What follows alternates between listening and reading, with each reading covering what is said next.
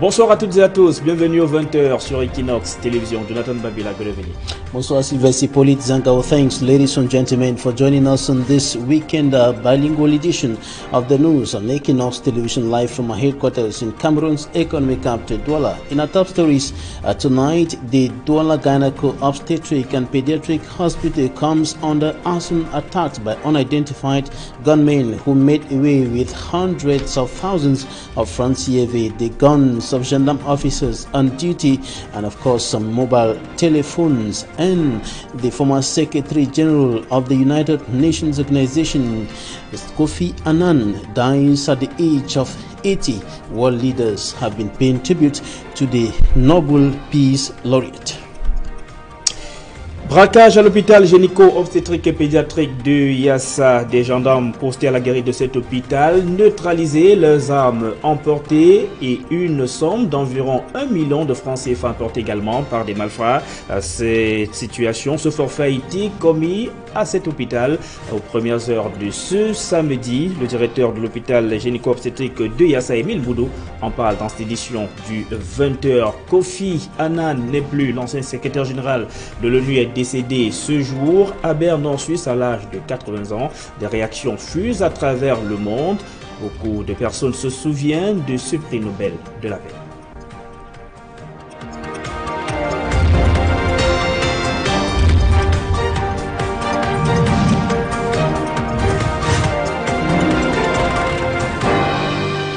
Une fois de plus, bonsoir à tous et bienvenue aux 20h. Vous êtes sur Equinox Télévision. Braquage à l'hôpital gynéco-obstétrique et pédiatrique du Yassa. Des gendarmes postés à la guérite de cet hôpital, neutralisé, leurs armes et près d'1 million de francs CFA emportés par les malfrats. Ce forfait a été commis dans cet hôpital de référence aux premières heures de ce samedi. Le directeur de l'hôpital gynéco-obstétrique de Yassa, Émile Boudou, en parle dans ce journal. Il est au micro de nos reporters Dani Warenzede et Donald Brice Kamgan.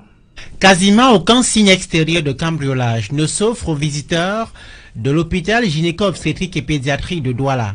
Les 5 malfaiteurs lourdement armés qui ont opéré au sein de la formation hospitalière autour de 1h samedi au matin n'ont pas perpétré de violence sur les usagers ou les installations. Ils ont neutralisé les éléments de gendarmerie en faction dans l'enceinte de l'hôpital, ainsi que les éléments de la société de gardiennage. Lorsqu'ils ont fini à ce niveau, ils sont dirigés au niveau de la service d'accueil et de la pharmacie où ils ont pris en otage le personnel. Puis ils se sont dirigés vers la caisse où ils ont forcé la caissière à ouvrir la porte en présentant la face de la collaboratrice qu'ils ont prise en otage devant l'œil de Judas de la porte de la caisse. À la caisse, les malfrats ont emporté 480 000 francs CFA d'après l'administration de l'hôpital qui renseigne que 340 000 et 9 téléphones portables ont été rackettés chez les usagers. Autre perte, les 2 armes au poing que portaient les 2 gendarmes ligotés à la guérite. Le service a normalement repris au sein de la formation hospitalière. Les cas de traumatisme liés à la folle nuit sont au centre des attentions du management. Bien entendu, les personnes qui ont été prises à partie par les malfrats sont en état de choc. Donc j'ai prescrit déjà qu'elles soient prises en charge par un psychologue parce qu'il y a quand même un choc post-traumatique sur le plan psychologique. Mais les activités de l'hôpital n'ont souffert en rien. La direction générale soupçonne une infiltration de l'hôpital peu avant le cambriolage en raison de la disparition d'un lot de cartes nationales d'identité à la guérite. Peu de précisions sur l'identité des assaillants et les enjeux de cette attaque, mais le chef de gang s'exprimerait en pidgin d'après des témoins. Une enquête est ouverte au groupement de gendarmerie territoriale de Douala où les 2 gendarmes en faction cette nuit-là sont auditionnés, ainsi que les éléments de la société de gardiennage. C'est donc ce braquage commis dans les premières heures de ce samedi à l'hôpital gynéco-obstétrique et pédiatrique de Douala. Présidentielle du 7 octobre prochain, seulement 228 bureaux de vote seront ouverts aux électeurs parmi les 1770 habituels. L'annonce a été faite par Ino Abrahams Egbe, le président du conseil électoral des Elections Cameroun, qui a effectué une visite de travail au siège de l'ECAM dans la région du Nord-Ouest. Il affirme apporter une solution aux craintes des populations en rapport avec la crise sociopolitique que traversent les régions anglophones du Cameroun. La mesure vise ainsi, d'après lui, assurer la sécurité des personnes et du matériel de vote, car selon Ino Abrahams Egbe, plusieurs bureaux sont localisés dans les zones dangereuses. Cette mesure est fortement critiquée par certains partis politiques, notamment le Social Democratic Front, dont le représentant régional pour le Nord-Ouest, par sa voix donc, l'honorable John Evaristius, s'offusque d'une telle décision. Ce dernier décrit le fait que les électeurs devront se déplacer sur plusieurs kilomètres pour aller voter. C'est un voyage pénible pour les usagers ce samedi. Ceux qui ont en tout cas emprunté les falaises de Tchang dans la région de l'Ouest, un camion en panne a bloqué la circulation durant des heures, forçant certains passagers à descendre des véhicules. On fait le point avec Jacquino Molon et Gladys Sidier. Coincés dans des véhicules, ces usagers ont passé plus de 3 heures sur place. Nous sommes sur la falaise de Tchang, un lieu où de nombreux accidents de la circulation ont déjà été enregistrés par le passé. En raison de ces routes tortueuses, la traversée n'est toujours pas évidente pour les véhicules, surtout pour les gros porteurs, tels que celui-ci, à l'origine de cet embouteillage.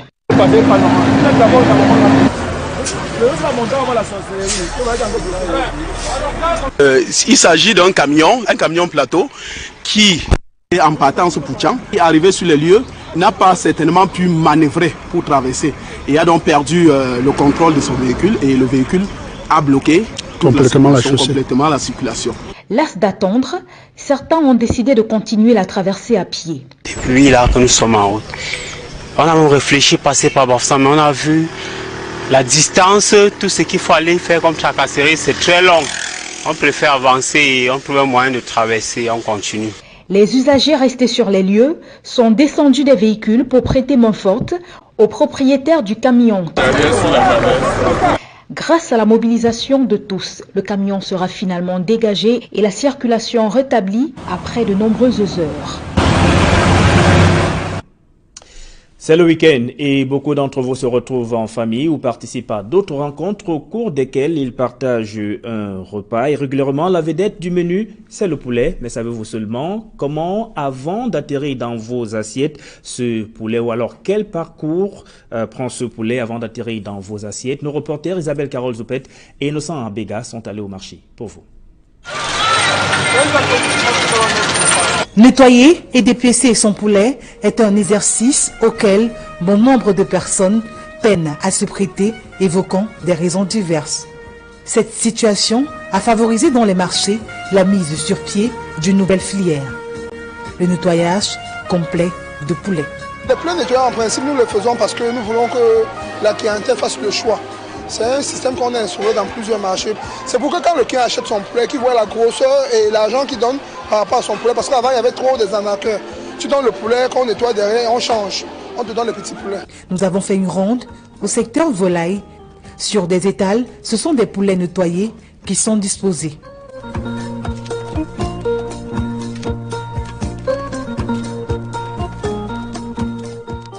Ici, les poulets sont rangés dans les cages en fonction de leur calibre et de leur prix.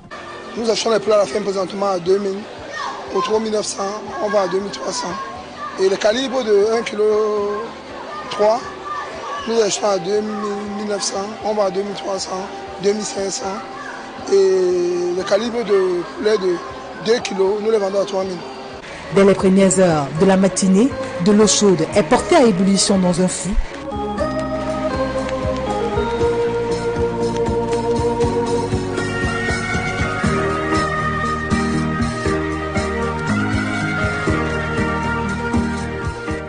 Les poulets égorgés sont introduits. Le tout remué quelques minutes pour faciliter l'étape de déplumage.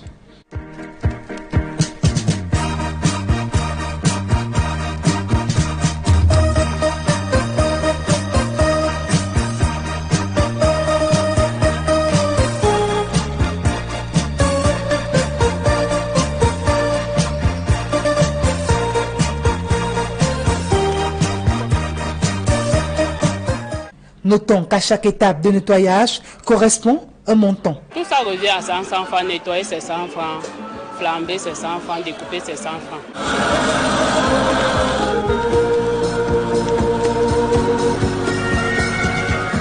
Une astuce qui fait l'affaire des clients. Je préfère acheter le poulet qu'on nettoie parce qu'il n'y a pas assez de temps et beaucoup de choses à faire à la maison. Il revient par la suite de découper le poulet selon les recommandations du client.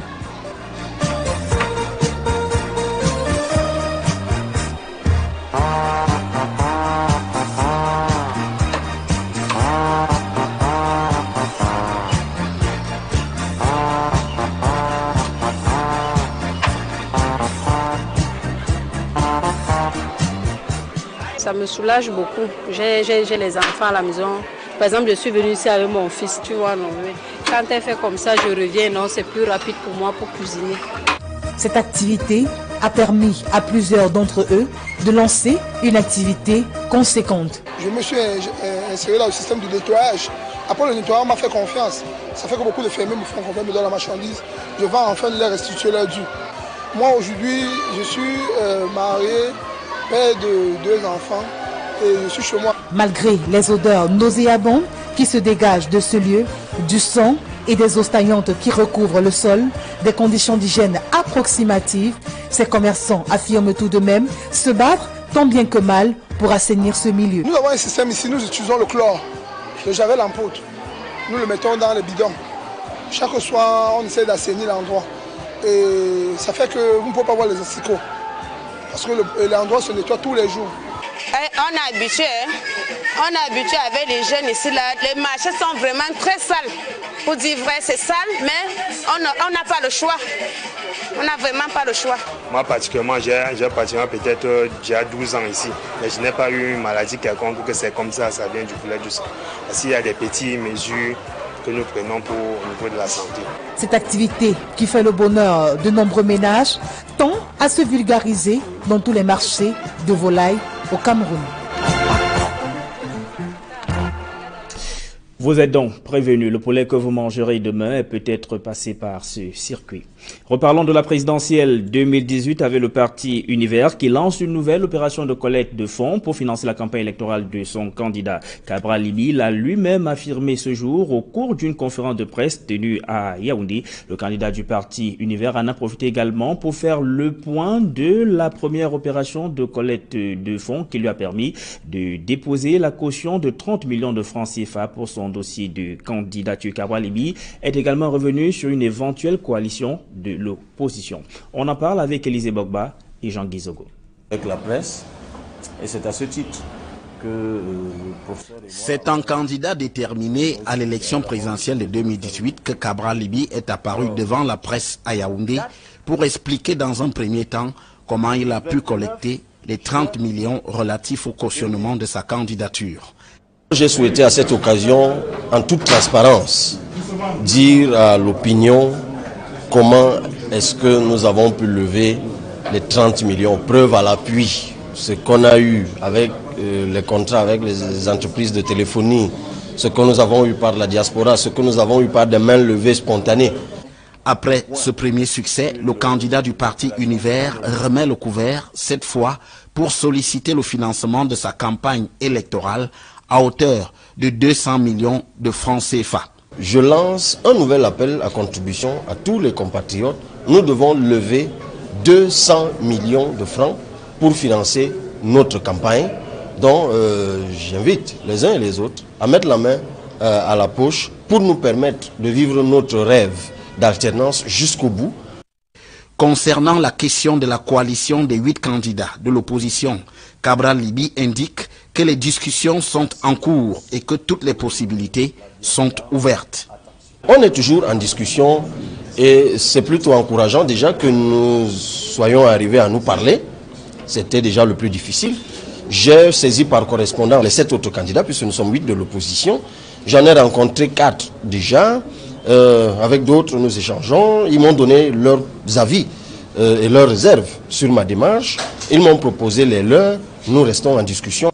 Le programme du candidat n'est pas en reste, avec un accent singulier sur le secteur agricole, le renforcement du secteur public et la réduction de la pression fiscale, notamment sur les entreprises. Une économie de croissance portée par l'agriculture. Nous démontrons comment nous pouvons créer 2 millions d'emplois seulement avec le secteur agricole. Nous disons comment nous allons relever le taux d'encadrement administratif. Nous expliquons, et nous l'avons fait, comment nous trouvons les 100 milliards qu'il faut pour la rallonge budgétaire en matière de salaire. Nous disons très bien comment nous allons reconfigurer le fisc sans augmentation d'impôts, puisque d'ailleurs nous allons baisser de 2 points. En outre, le président du parti Univers, le professeur Prosper Nkoumvondor, qui accompagnait Cabral Libye, a répondu aux accusations relayées par les réseaux sociaux, le montrant avec une effigie de Paul Biya et concluant à son soutien au candidat du RDPC. Il a précisé qu'il s'agit d'une image datant de février 2016 lors du premier congrès du parti Univers en Ngaoundéré, au cours duquel il avait adressé une motion de rejet de la candidature de Paul Biya à la présidentielle de 2018. Plus que jamais, le candidat du parti Univers est sur sa lancée avec pour point de mire le scrutin présidentiel du 7 octobre prochain. Kofi Annan n'est plus. L'ancien secrétaire général de l'ONU est décédé ce samedi à l'âge de 80 ans. Le diplomate est mort dans un hôpital de Berne en Suisse des suites de maladie. Il a été secrétaire général de l'ONU de 1997 à 2006. Durant son mandat à la tête des Nations Unies, Kofi Annan s'est donné pour mission prioritaire de revitaliser l'institution par un programme complet de réforme. Né au Ghana en 1938, Kofi Annan a également obtenu le prix Nobel de la paix en 2001. Depuis l'annonce de son décès, des réactions se multiplient à travers le monde. Jonathan Babila, you have the second part of the news. Right, Sylvester Hippolyte Zangaou, the Director General of the Electoral Council, or the President of the Electoral Council of Elections, Cameroon Eno Abrahams Egbert, said that the presidential election will effectively take place in the crisis-stricken northwest region of the country. He was speaking during a meeting with some election stakeholders in the northwest regional capital, Bamenda, and equally said that some polling stations will be delocalized because of the crisis rogging that region. We have details in this report by Franklin Mwabi. To make sure that elections don't only take place, but we have safe elections, transparent and credible elections for the grandeur of our country. Those were the words of the board chair of ELECAM, Eno Abraham Egbert, during a regional consultation meeting with stakeholders of Elections Cameroon and some political parties in Bamenda Northwest region. According to the ELECAM board chair, some polling stations in the northwest region are in risk areas, reasons why they have to be moved to guarantee the safety of voters and ELECAM personnel in the conflict-hit northwest and southwest regions. Cognizant of the difficulties on the ground here, not only in the northwest, but also in the southwest, we brought up a concept of voting centers. We reduce the traditional voting centers to only a few, and this will help for the protection of both electors, the ELECAM staff, and the material. All of this, a lot of consideration have been taken place. We not only work in isolation, we work in collaboration with administrative authorities and the forces of law and order. However, some ELECAM personnel and political actors doubt the transparency and security of the electoral process in the northwest. Some say the population of Bamenda do not reside close to where the polling stations have been relocated. We are very suspicious. We doubt, but they are doing their best. But we doubt how well the process will go through. It's very, very impossible to have free and fair elections in the northwest region. If you are talking about security, and people have to move kilometers, 20 kilometers, 30 kilometers to get to a polling center, how will they move to get there? And who secures them to move, come, vote, and go back? And after that, what next? So the conditions are not favorable for a free and fair election. They look like somebody very desperate that the election must go. So we don't understand. The meeting in Bamenda will not be the last, as Eno Abraham Egbert, board chair of ELECAM, said that a national consultation forum will be held in Yaoundé at the end of the month to make proposals on how the October 7th presidential elections will be carried out in the southwest and northwest regions. In 2018, the northwest region registered 22,139 new electors.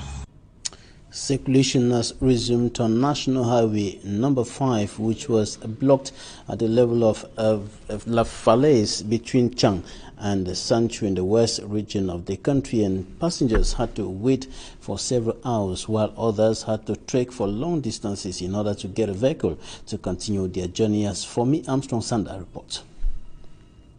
Circulation blocked, passengers stranded. We are on the National Road number 5, precisely on the spot commonly known as La Falaise between Chang and Sanchu. La Falaise is commonly known by most Cameroonians as one of such spots on which many road accidents have been recorded in the country. These passengers have been stranded for over 5 hours on La Falaise because the road is blocked by this truck whose driver lost control. His vehicle is said to have slipped over engine oil left on the spot by a faulty tanker. Coupled with the heavy rains, the driver could not control his truck that finally blocked the road on both sides. Some of the frustrating passengers who say they have been on this spot since 3 a.m. resorted to trek with the hope of getting a vehicle on the opposite side to continue their journey. Some patient passengers on their part lent a helping hand to the driver as he struggled to remove his vehicle from the middle of the road. It was at 10 a.m. that circulation was re-established on this stretch of the road and passengers took off for their various destinations. Armed men have made away with close to 1 million francs CFA mobile telephones, as well as the guns of gendarme officers who were on duty at the Douala Gynaeco-Obstetric and Pediatric Hospital in the country's economic capital, of course, and they stormed the hospital last night and made away with the highlighted issues before the arrival of security forces. Details in this report. After 3 years of peaceful existence, the Douala Gynaeco-Obstetric and Pediatric Hospital is visited by unwanted visitors. It is the first arson attack in that health amenity on the outskirts of Cameroon's economic capital, Douala. Friday to Saturday night, there is a group of 5 persons who came in the hospital. They did a hold up on the hospital. They went to the guard at the gate where the gendarmes are on guard. So they caught the gendarme and they attached the gendarme. Then they went inside the hospital through the cashier to try to collect the money.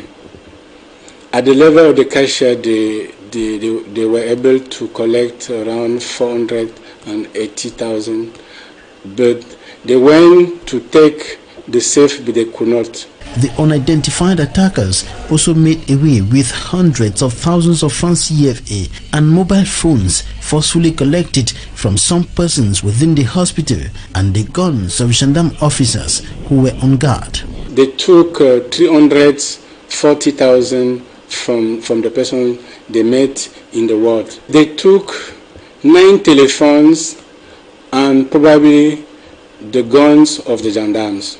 The head of the gendarmerie post in the hospital was absent at the time of the attack.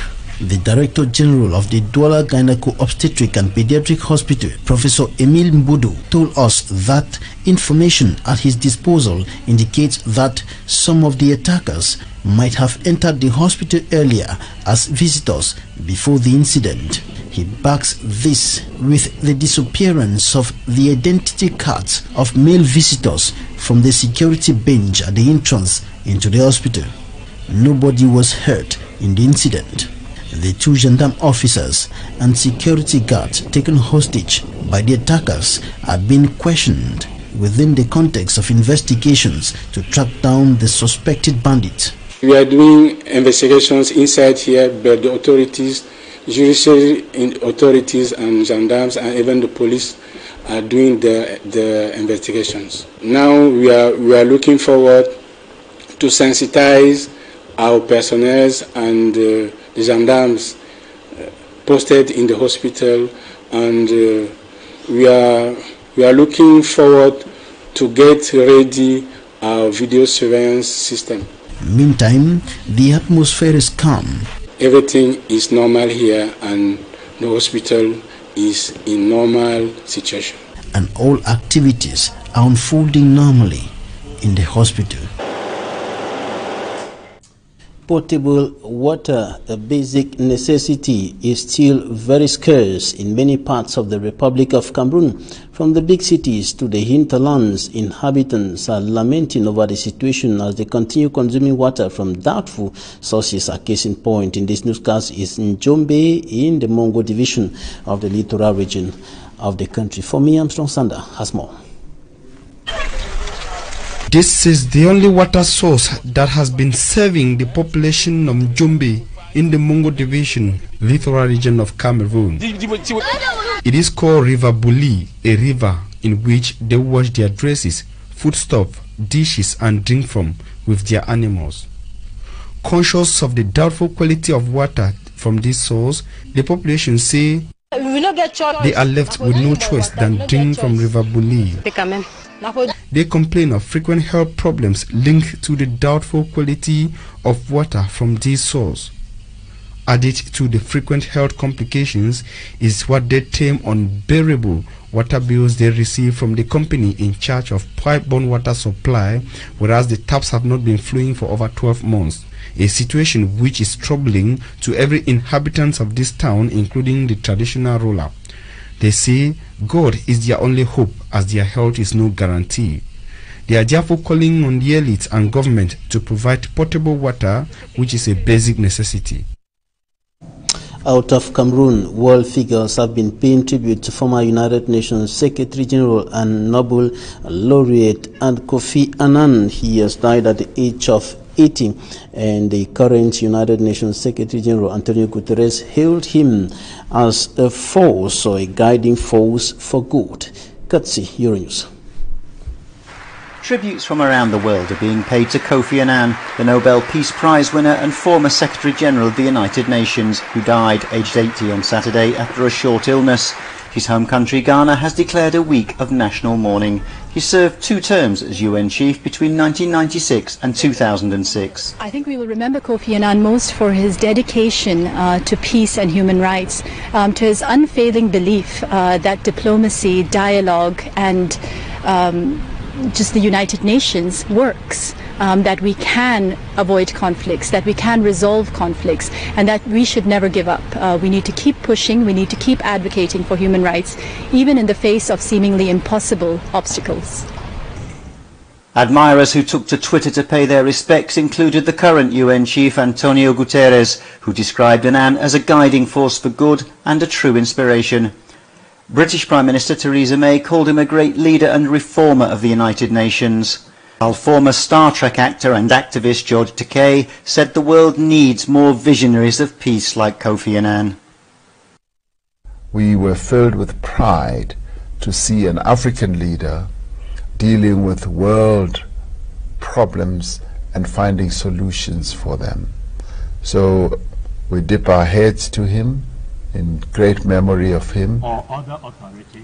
Kofi Annan, being sworn in here in December 1996, was the first black African to lead the United Nations and the first to come from the UN's own ranks. As he led the world into the new millennium, he made a big impression, although he didn't always agree with the actions of the most powerful countries, calling the 2003 invasion of Iraq illegal.